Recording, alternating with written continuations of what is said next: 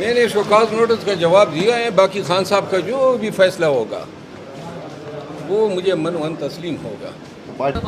آگے اپنا مستقبل کیا دیکھ رہے ہیں؟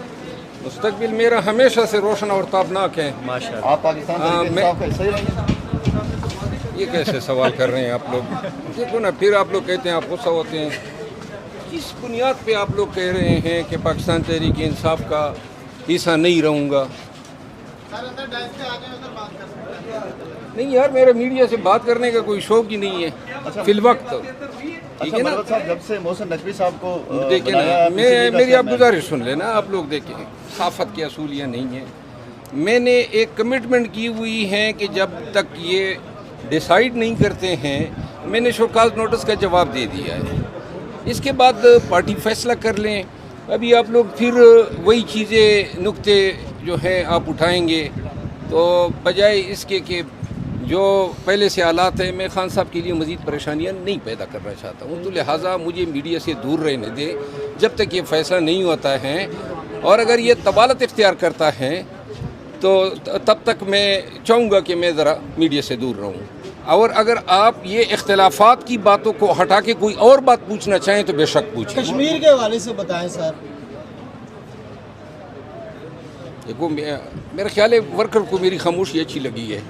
مروت صاحب، جب سے محسن نقوی صاحب کو پی سی بی کا چیئرمین بنایا ہے، یار میں کرکٹ سے میری دلچسپی نہیں ہے، تو پھر کیا پی سی بی کا چیئرمین بنایا ہے؟ مجھے تھوڑا سا خاموش رہنے دیں۔ آپ سے میری استدعا ہے، ٹھیک ہے نا؟ اللہ آپ سب کو خوش رکھیں۔ میں ابھی فی الوقت کسی بھی ایشو پہ بات نہیں کرنا چاہتا ہوں، ٹھیک ہے؟ چلیں، رسپیکٹ کرتے ہیں نا ان کی پرائیویسی کا، اگر وہ کہہ رہے ہیں تو پھر زبردستی کیسی؟ وہ نہیں کرنا چاہتے، بس چھوڑ دینا، وہ کہہ رہے ہیں۔ خان صاحب سے ملاقات کے حوالے سے یہ ایک بات تو کلیئر ہے کہ جب خان بلائے گا تب جاؤں گا، ٹھیک ہے نا؟